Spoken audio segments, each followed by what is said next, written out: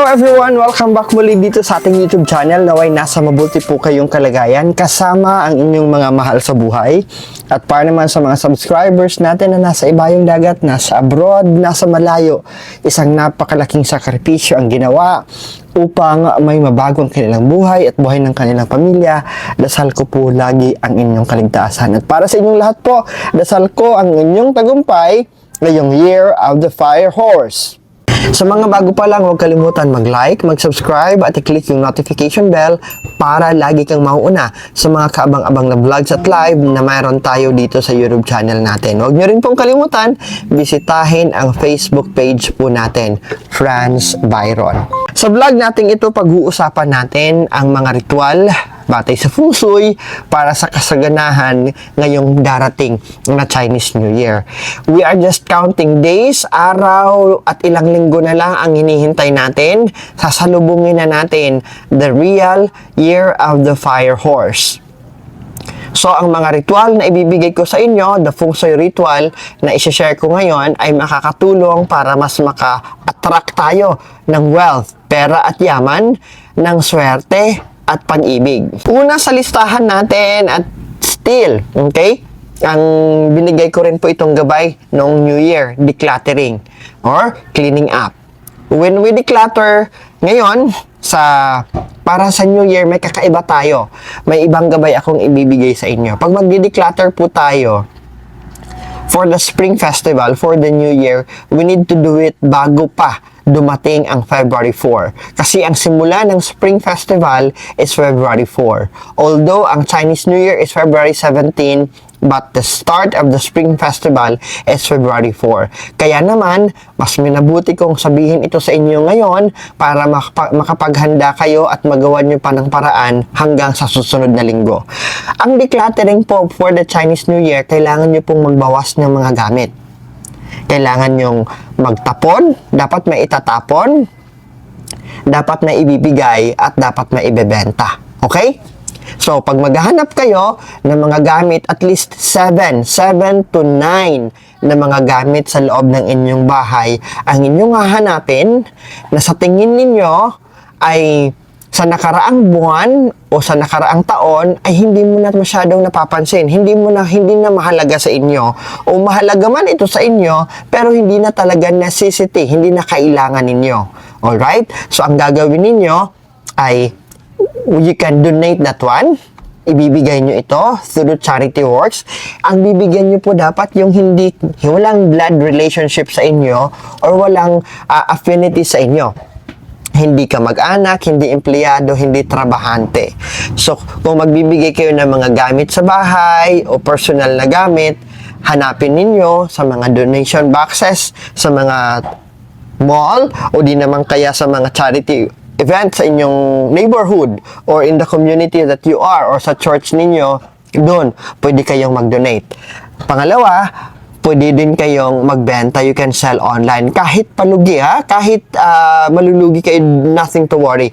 Ang napakahalaga lang ay may papasok na pera galing dun sa declutter nyo po para madoble pa ang blessings na darating sa inyo sa darating na Year of the Fire Horse. At pangatlo ay dapat may itatapon tayo. Okay? So, tatlo po yung category natin for decluttering pag Chinese New Year ang pinag-uusapan natin. Unang-una, ulitin ko, just a recap and a refresher. Dapat meron tayong ibibigay.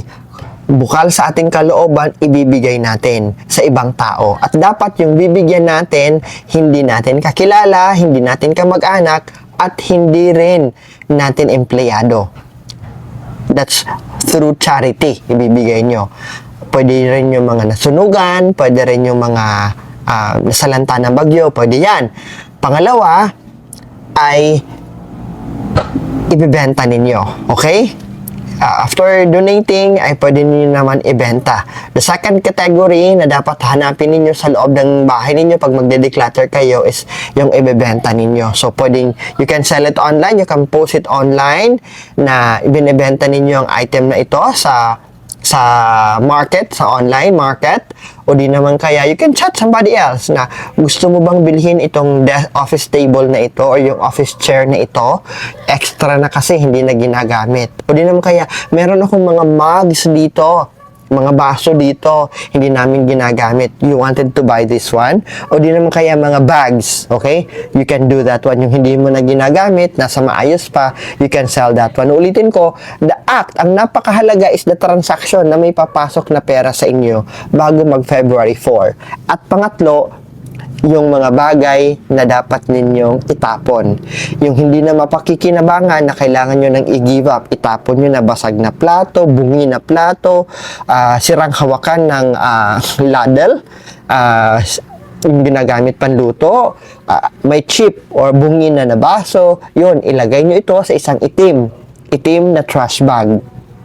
Because you wanted to contain the negative energy of that sirang gamit through the trash bag, at dapat hindi na ito babalik sa inyo o hindi na ito babalik kahit sino man ang dumampot pa ng basura na yon. Siyempre, dadamputin yun ng mga garbage collector.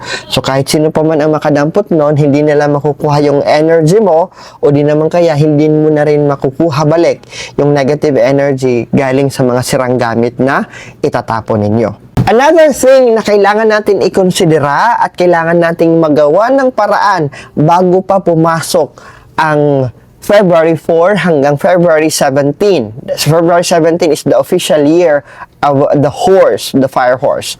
Kailangan po natin isettle yung mga utang natin. Kung marami ang inyong utang at marami ang inyong pinagkakautangan, napakahalaga na simulan nyo muna doon sa mga maliliit na utang. Bawasan ang mga utang nito. Hindi ibig sabihin kailangan mawala ang mga utang. Hindi ibig sabihin kailangan mabayaran in an instant ang mga utang. Alam ko, nagigipit kayo, kaya kayo ay umutang. Nagigipit kayo, kaya kayo ay umutang. So, it doesn't mean na kailangan hanggang February 16, Sir Franz, kailangan mabayaran na namin bago pa mag-Feb 17? Nope. What I meant, ano ba ang tinutukoy ko? Ano ba yung pinupunto ko? Kahit mabawasan lang. Unahin nyo muna yung mga maliliit. Yung talagang malalaki at mahihirapan na kayo, what you can do is, kung bangko yung pinagkautangan ninyo, bumalik kayo sa bangko. Makipag-usap kayo, have an agreement, at humingi kayo ng tulong. How can you make sure na magiging magaan and let the bank know na hindi ka tumatakas, hindi mo ito pinagtataguan. Ngayon, kung tao naman yung pinagkautangan mo, kaibigan, kamag-anak, or whoever, kasama sa trabaho pinagkautangan mo, at alam mong hindi mo pa kayang tapusin, mabayaran before February 17, ang gagawin niyo po ay makikipag-usap sa kanila. Hihingi ka ng dispensa, and at the same time, give them the assurance na babayaran niyo sila kahit paunti-unti. That's what we call settle your utang. At kung kaya naman talaga at may pera kayo, bayaran nyo ito bago salubungin ang Chinese New Year. Napakahalaga po, bago salubungin ang bagong taon, kung kayang bayaran lahat ng utang, better. Kung hindi naman kaya, paunti-unti at mas mainam, kakausapin ninyo yung mga taong pinagkautangan ninyo. Sa mga animal zodiac, majority of the animal zodiac, paalala po sa inyo dahil doble ang fire element next year, simula ng base sa almanac. So I keep on saying next year, base sa almanac. 2026, doble ang fire element. Ibig sabihin, prone sa away, prone sa pagtatraidor, prone na masangkot kayo sa mga bagay na hindi naman kayo ang may kasalanan.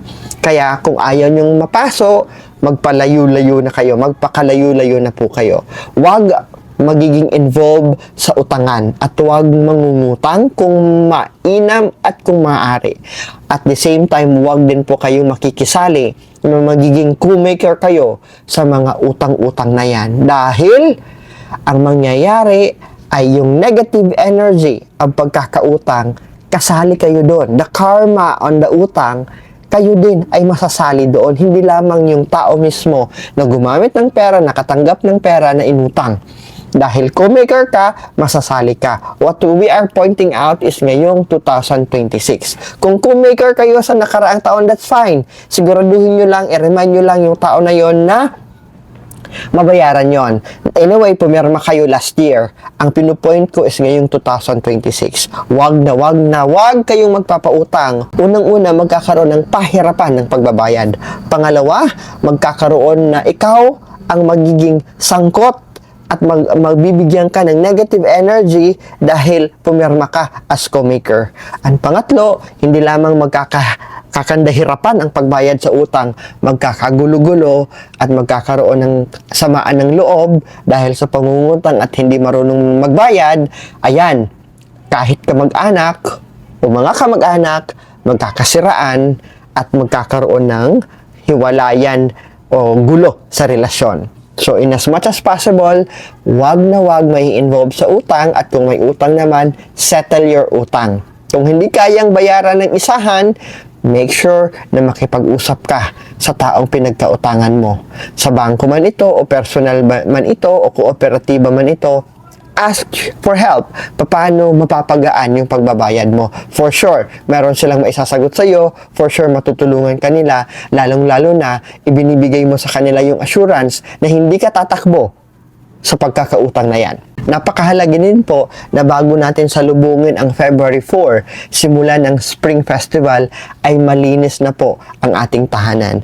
Ang malinis na tahanan ay sumisimbolo ng presko, kumikinang, na bagong simula. So, make sure that your house is clean para hindi na kayo maglilinis sa araw mismo. Kasi mahirap po, mga mami ha, if maglilinis kayo from February 4, yung general cleaning at maramihan talaga yung nilalabas na basura, nako, hindi yan maganda because you are removing the good energy. Nasasama yung good energy niyan. Kaya mas mainam, do the general cleaning bago pa mag-February 4. So, you still have time po ha for general cleaning. You can rearrange your house. You can change curtains, plants para mas maging fresh, mas maging aliwalas, mas maganda yung enerhiya, magaan ang daloy ng chi energy para mas maging maraming blessing ang papasok at darating sa buhay nyo at sa bawat miyembro ng inyong pamilya na nakatira dyan sa bahay na yan. Ngayon, kung hiwa-hiwalay na kayo sa inyong mga anak ninyo may sarili-sarili niyang buhay, make sure po na paalalahanan sila na simula ngayong araw na ito o simula bukas, sabihin natin, simula bukas bago mag-February 4, dapat nakapag-general cleaning na lahat. Dapat na nakapag-rearrange na tayo, dapat na isaayos na natin yung mga sira na kumpuni o na-repair na natin ang dapat i-repair. Napakahalaga yan para magbigay simbolo sa taong 2026 na bagong simula ito. Kaya a clean home will tell the universe that marami na ang espasyo. Handa na ako na tanggapin ang maraming blessings. Hinanda ko na yung maraming espasyo sa loob ng aming tahanan. Nag-declutter na ako, nag-unload na ako ng mga hindi ginagamit. Tinanggal ko na yung mga alikabok at dumi-dumi dahil ang papalit noon ay mga swerte at blessings na tuloy-tuloy ang pagpasok sa inyong tahanan at sa inyong buhay. Magkakaroon po tayo ng prosperity ritual, okay? I-share ko lang po ito sa inyo dito ha. Magkakaroon okay? Pero, ang makakapanood lang nito, ang kaya lang maka-access nito, ay ang ating mga mami na mga VIP or exclusive members. Magkakaroon tayo ng prosperity ritual gamit ang white quartz and a cinnamon ritual. So, syempre, kung may white, hindi naman tayo nagdadamot, isi-share ko na ngayon. Paano ba ito ginagawa? Ang white quartz and cinnamon incense. Cinnamon, pwedeng powder o pwede yung parang kahoy niya, yung bark niya, yung dried bark niya. So, hahanap kayo ng isang metal pot or lata kung saan magpapabaga kayo ng charcoal. Mag-i-ignite kayo ng apoy doon. Tapos, ipapatong nyo lang o ibubudbud nyo lang yung cinnamon hanggang sa uusok ito, it will create an usok, iikot ka sa buong tahanan ninyo, simula sa loob papalabas.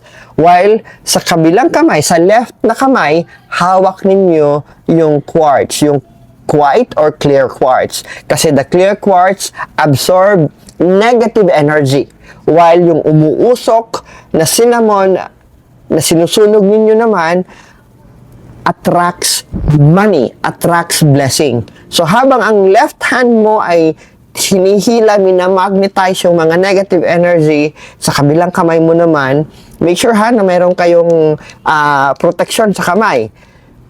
Sa kabilang kamay naman, habang umaapoy at sinusunog yung cinnamon powder o cinnamon bark or cinnamon stick, ay magkakaroon kayo ng invitation. Hinahatak ninyo ang halimuyak. Gamit ang halimuyak po ng cinnamon, ay hinahatak ninyo ang good energy para mas maging maganda ang pasok ng pera at kayamanan sa buhay ninyo. Tinuro ko na rin po ito sa inyo, ang ritual na gamit ang pulang sobre or daampaw. Ritual para mas attract natin, activated natin yung magandang fortune, magandang daloy ng pera at kayamanan. We are going to do, mas mainam po na maglagay tayo ng pera sa loob ng angpaw. It could be 168 o di naman kaya 999 ang ilagay mo sa ampaw, ilagay nyo ito sa wallet, sa bag ninyo o di naman kaya sa bulsa ninyo. That's one option that you can do. Another, you can also give. Pwede kayong magbibigay ng ampaw sa ibang tao. In fact, nagkaroon ako ng live dito, hanapin ninyo, sa YouTube channel natin, binigay ko na po yung mga bracket, yung listahan. Paano kung nanay at tatay mo yung bibigyan? Ano ba yung maswerteng halaga ng perang ilalagay sa loob? Paano kung kasamaan sa trabaho? Paano kung mas bata pa sa'yo? Paano kung mga pamangkin mo ang bibigyan mo? Paano yung anak mo yung bibigyan mo? So, nandun yun. Ginawan ko yan ng vlog kung saan malalaman ninyo magkano dapat ang ilalagay sa mga ampaw para mas ma-attract natin yung magandang kinabukasan for the year 2026. And then, magkakaroon tayo ng ritual on cleansing the energy of our home. That's the salt cure. Sinabi ko, that would be on February 3. That's why sinasabihan ko na po si Mami Barbara, clear na all the old one, the old salt na with water, kasi we have a new version for 2026. Ipasok niyo po ito sa trash bag, yung mga luma na mga salt cleansing ritual na ginawa ninyo, ipasok ito sa trash bag, itapon na po ito. At magkakaroon tayo ng announcement para mahanap ninyo yung mga kakailanganin na kagamitan at kasangkapan sa pagbuo ng ating salt cure making ritual. For only VIP members ito exclusive lang po ito sa mga VIP members. And meron din tayong ritual para ma-eliminate, para tanggalin yung negative energy gamit ang insinsong kandila. Magsisindi lang po kayo ng insinsong kandila in an odd number. Okay, 1, 3, 5, 7, yan.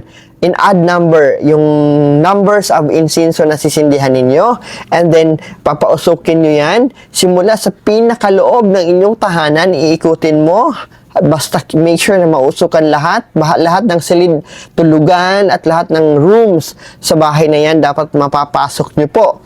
Not necessarily na yung comfort room. Okay lang na hindi kasali yung comfort room. Tapos, iikot kayo paakyat kung may second floor kayo. Kung wala naman, paikot sa labas ng bahay. Hanggang sa paikot sa fence. Okay? Ninyo. O di naman kaya from the gate, paikot doon sa kabila, sa likod bahay ninyo. As we wanted to eliminate the bad energy of your house ngayong 2026. At bago ako magtapos, ay gusto ko pong magpasalamat sa inyo. Kayo po ang katuwang ko. Kayo po ang inspirasyon ko. At kayo ang dahilan kung bakit nagtagumpay tayo sa pamimigay ng school bags sa tribo, sa isang napakalayo na nasa bundok, tuktok ng bundok. Nagsimula tayo sa mga plastic envelopes na yan na may laman ng school supplies. Hanggang sa umabot din tayo sa Yolanda Village. Yung mga anak ng mga Yolanda survivors ang nabigyan natin ng school bags, at nung Kapaskuhan ay naghatid tayo ng ngiti at saya sa mga bata sa pampublikong hospital sa pamamagitan ng pagbibigay ng Bundle of Joy. Ngayon ay magtutuloy-tuloy tayo sa pamamagitan ng pamimigay ng school bags or bag ng pag-asa. Para po sa inyong donasyon, maaari po kayong magsadya sa RCBC Peso account natin. Pwede kayo magpadala dyan sa BPI Peso account natin at sa GCash account natin.